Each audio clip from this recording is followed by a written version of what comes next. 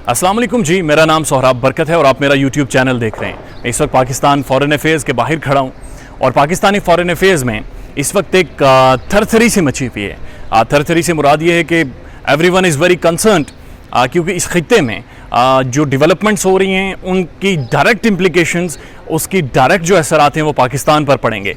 America तेज़ी से, हरीडली, जल्दी से अफ़गानिस्तान से अपनी फोर्सेस निकाल रहा है, नेटो अपनी फोर्सेस निकाल रहा है और उन्होंने कहा है कि हम शायद जुलाई के आखिर तक अफ़गानिस्तान में अपनी सारी बेसिस ख़त्म कर दें और हम अफ़गानिस्तान से निकल आएंगे। ऐसा नेटो ने भी कहा है और अमेरिका ने भी।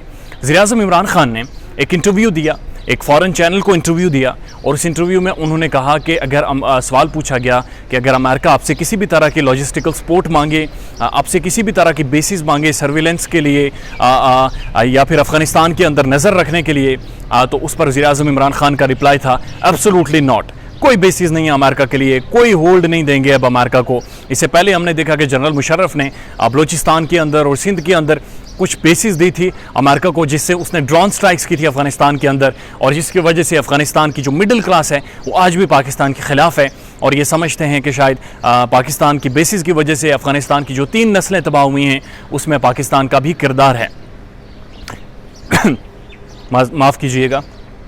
अब वज़ीर-ए-आज़म के इस दो टोक बयान के बाद कुछ चीज़ें बहुत सामने आ रही हैं। कुछ दिन पहले फाइनेंशियल टाइम्स ने एक स्टोरी छपी और उस स्टोरी के मुताबिक पाकिस्तान के जो पाकिस्तान के जो फाइनेंस मिनिस्टर हैं शौकत तरीन साहब, उन्होंने ये कहा है या उन्होंने उनके नुमाइंदे से बात करते हुए ये कहा है कि अमेरिका को हम मदद करेंगे बेसिस देकर या किसी भी तौर पर लॉजिस्टिकल सपोर्ट देकर कि वो पाकिस्तान से अफ़गानिस्तान के अंदर सर्विलेंस करे और इसके बदले में जो IMF की कंडीशंस है पाकिस्तान को लेकर उनमें किसी हद तक नरमी की जाएगी। फाइनेंस मिनिस्टर ने इस स्टोरी का डिनाइल किया है और उन्होंने कहा है कि उन्होंने ऐसी कोई बात नहीं की। उससे पहले न्यूयॉर्क टाइम्स ने एक स्टोरी छपी और न्यूयॉर्क टाइम्स ने ये दावा किया कि पाकिस्तानी हुकूमत, पाकिस्तान के एस्टेब्लिशमेंट और पेंटागन के दरमियान मुज़ाकरात जारी हैं और पाकिस्तान अपनी कंडीशंस पर अमेरिका को बेसिस दे देगा। और उसके बाद एक खबर सामने आई कि पेंटागन चीफ जनाब विलियम बर्न्स खुफिया दौरे पर पाकिस्तान आए हैं और उन्होंने ISI हेडक्वार्टर में आर्मी चीफ और ISI चीफ के साथ मुलाकातें की हैं और ये बहुत ही हाई लेवल की मुलाकात थी जिसके अंदर बहुत सारे मामलात तय पा चुके हैं। इस सब सूरत हाल के बाद जब वज़ीर-ए-आज़म इमरान खान का एक न्यूज़ चैनल, एक इंग्लिश न्यूज़ चैनल को इंटरव्यू देना और उस इंटरव्यू में वाज़े तौर पर यह कहना कि एब्सोल्युटली नॉट, कोई प्लेस नहीं है अमेरिका के लिए, हम कोई जगह किसी भी तरह के अड्डे नहीं दे रहे, इसमें बहुत सारे सवालात पैदा हो गए हैं। क्या मीडिया के थ्रू जो खबरें फैलाई जी गई वो सिर्फ ग्राउंड चेक किए जा रहे थे? फॉरेन पॉलिसी में कहते हैं टेस्टिंग ग्राउंड्स, शायद ग्राउंड्स टेस्ट किए जा रहे थे कि इसमें पाकिस्तानी अवाम का, पाकिस्तानी सियासी क्लास का या पाकिस्तानी जो एस्टेब्लिशमेंट है उसका क्या रद्द-ए-अमल आता है या फिर वाक़तन कोई ऐसी नेगोशिएशंस या डिस्कशंस चल रही हैं।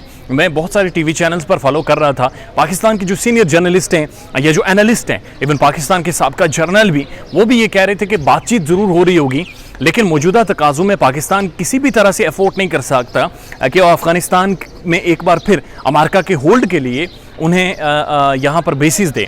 दूसरा ऑप्शन अमेरिका के पास है central Asian state, Uzbekistan, Kyrgyzstan, Tajikistan. तो उसमें बहुत सारी सेंट्रल एशियन स्टेट्स में रूस की फ़ौज, रशिया की फ़ौज बाकायदा वहाँ पर मौजूद है। और दूसरी बात यह है कि कल ये खबर आई कि बहुत सारी सेंट्रल एशियन स्टेट्स ने अमेरिका को मना कर दिया है कि वो उन्हें बेसिस नहीं देंगे।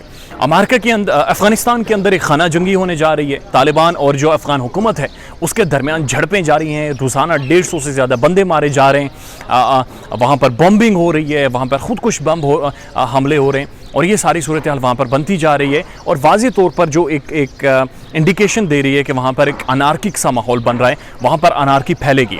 और जब अफ़गानिस्तान स्टेबल नहीं होगा, जब अफ़गानिस्तान के अंदर खाना जंगी होगी तो उसके जो असरात होंगे वो Pakistan, Iran, Bharat, central Asian states, चीन, रूस, यानी पूरे खित्ते को वो आहिस्ता आहिस्ता अनार्की की तरफ वो सारी सूरत हाल लेकर जाएगी।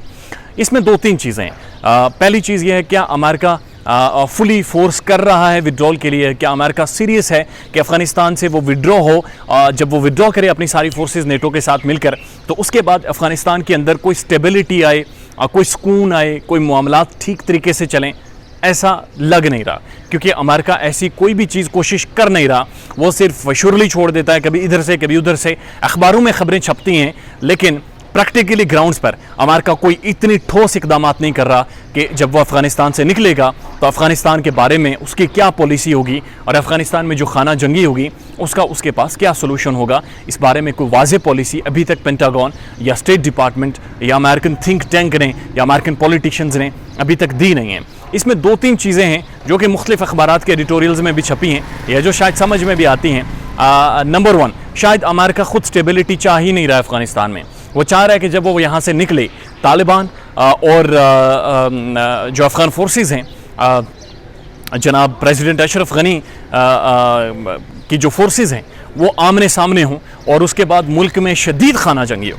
उस शदीद खाना जंगी की सूरत में ये पूरा खित्ता मुतासिर हो, वो इस पूरे खित्ते जब ये मुतासिर होगा तो इससे जो चाइना का बेल्ट एंड रोड इनिशिएटिव है, जो central Asian states, Pakistan, Iran, इन सब को जोड़ रहा है और एक इकोनॉमिक डेवलपमेंट हो रही है, वो सारी किसी ना किसी तौर पर मुतासिर हो।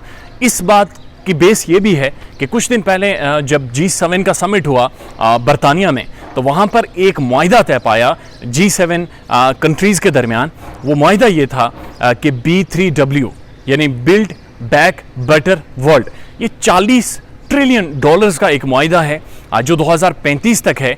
और इस $40 ट्रिलियन में अमेरिका ने और उसके साथ जो 6 और ममालिक हैं उन्होंने ये दावा और वादा किया है कि हम जो डेवलपिंग स्टेट्स हैं, जो स्टेट्स डेवलप हो रही हैं, हम जनाब आला उन्हें पैसे देंगे, उनके डेवलपमेंट्स में हेल्प करेंगे और कोशिश करेंगे कि हम उनके लिए इंफ्रास्ट्रक्चर बनाएं।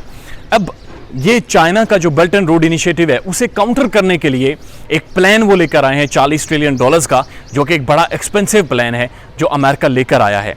उसी दौरान उसे बेसिस ना मिलना और अफगानिस्तान से भी विड्रॉ करना, यकीनन सोच अभी तक जो समझ आ रही है सारे हालात की वो ये है कि अमेरिका शायद चाह रहा है कि खाना जंगी हो। वो शायद ये चाह रहा है कि इसकी वजह से अफ़गानिस्तान के अंदर भी पाकिस्तान के अंदर भी कुछ ऐसे मूवमेंट्स हो जिनसे पाकिस्तान भी डिस्टेबलाइज हो और जो चाइना का बेल्ट एंड रोड इनिशिएटिव है वो ख़तरे में पड़े। बहरहाल जी, आप कोई भी अखबार उठा लें, किसी भी तज्ज़ियाकार को सुन लें, सिचुएशन इतनी वेग है कि कोई भी हतमी राय नहीं दे सकता कि सूरत हाल किस तरफ जा रही है।